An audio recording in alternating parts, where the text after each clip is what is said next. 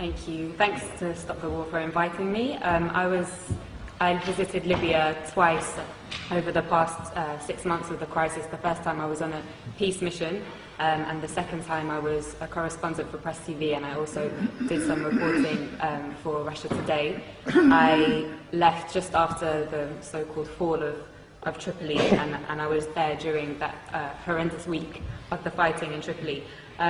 Dan's I think really well contextualized how the war in Libya is a war on Africa, but I'd just like to add something. Dan mentioned how NATO have been targeting the over 100,000 soldiers in Libya, but there were also thousands of ordinary men and women. There were a lot of women who volunteered since the beginning of the crisis to defend their country, and they were armed by the government. And during that week in Tripoli, when the fighting began, I witnessed how ordinary men and women took up the weapons that they had been trained to use during that 6 months to defend their country.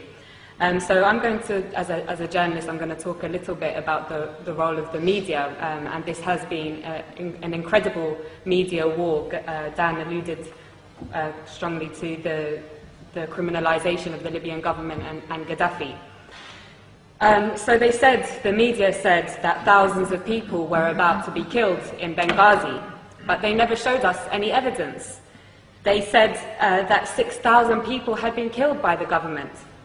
Human rights organizations have confirmed that approximately 250 have died from both sides. They said that the Libyan government was attacking its own people from the air, and Russian intelligence satellites have since shown us that this was impossible. They said that the government was hiring mercenaries from elsewhere in Africa. They never showed us the evidence. Instead, we saw the videos of black Libyans and other black Africans being lynched in public squares by NATO's ground troops, the rebels, with scores of people filming on their mobile phones and Western special forces looking on. They said that Gaddafi was hated by his people, but they never showed us the 1.7 million people in a country of 6 million in Green Square on July the 1st, or the masses in Tarhuna, in Sabha, in Beni Walid, in Sirte, and across the country who demonstrated to pledge their allegiance to their leader and to the Jamahiriya. They never showed us the masses, as I said, of ordinary men and women who had accepted the government's offer of weapons to defend their families, neighborhoods, and country from people who wished to condemn them to enslavement, to imperialism. They said they were targeting Gaddafi's military forces. They ignored the 33 children, 32 women, and 20 men who I saw buried in the small and traditional port town of Majer in Zlitan in early August. They said on August 20th or the 21st that Tripoli fell without resistance. But they didn't tell us that in 12 hours alone, 1,300 people were massacred in that city and 900 were injured. They said that Tripoli fell without resistance and that Saif al-Islam had been arrested and captured, and that Gaddafi's compound Bab al-Ziza was taken by the rebels. But despite that, Saif al-Islam himself showed up in the hotel where I was trapped and took a group of journalists outside to see with their very own eyes.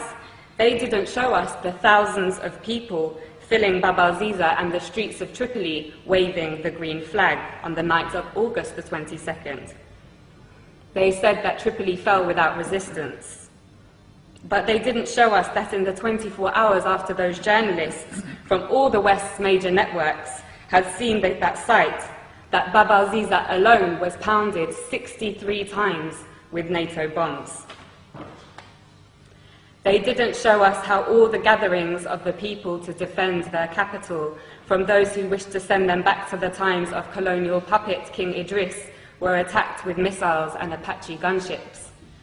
They didn't show us how the brave people of Abu Slim, the poorest area in Tripoli, and the staunchest area of support for Gaddafi, resisted for 5 days until on August 24th, NATO attacked anything that moved and piles of bodies lined the streets.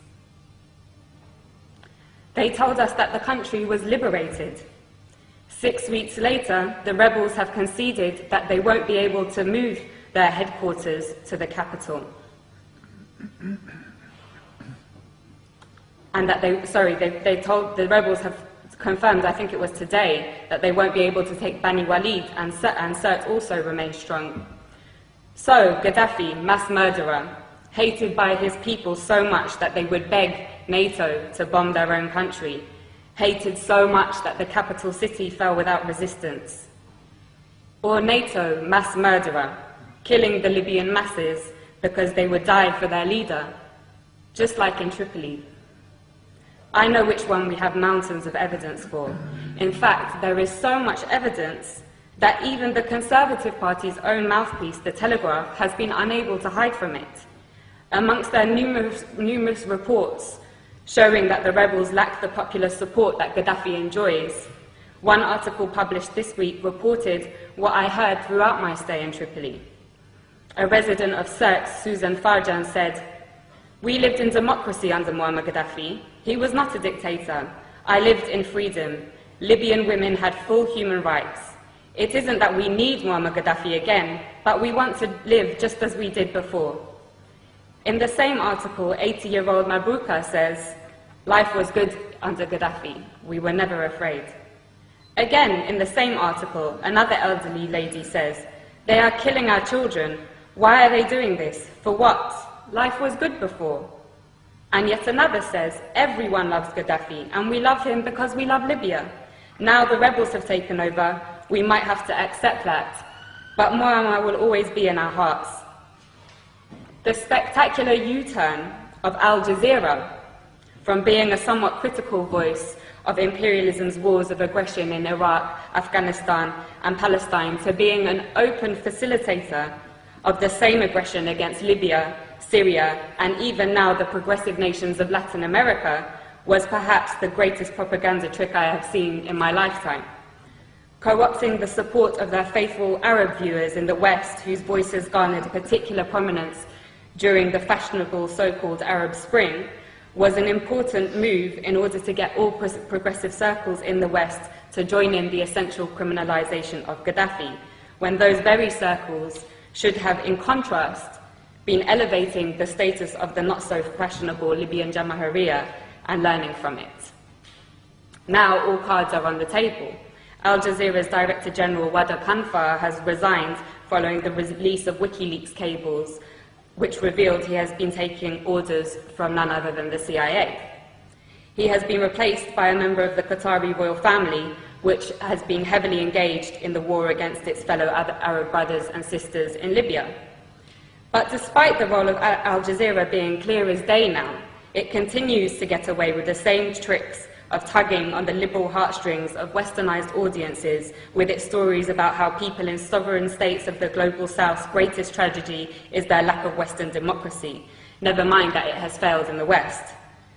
But despite Al Jazeera's interest in championing this ideology is obviously straightforward.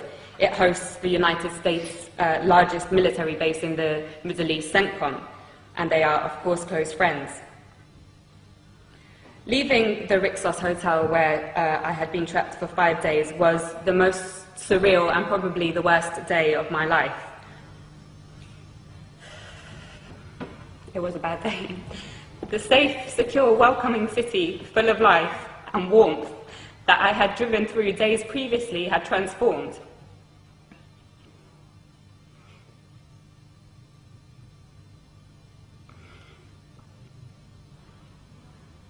It lay in ruins, and you could not look in any direction without seeing guns or heavy weaponry.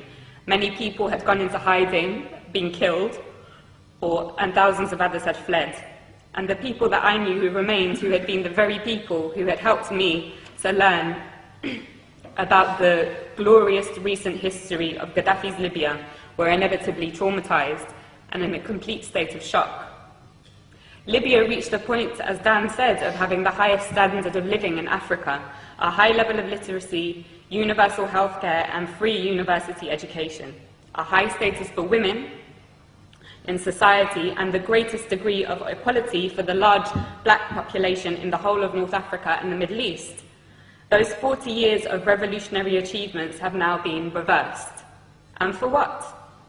A year ago, after crippling wars in Iraq and Afghanistan, and with the growing economic crisis of the imperialist nations, it seemed a remote possibility that the West would have the capacity to embark on another costly and embarrassing war.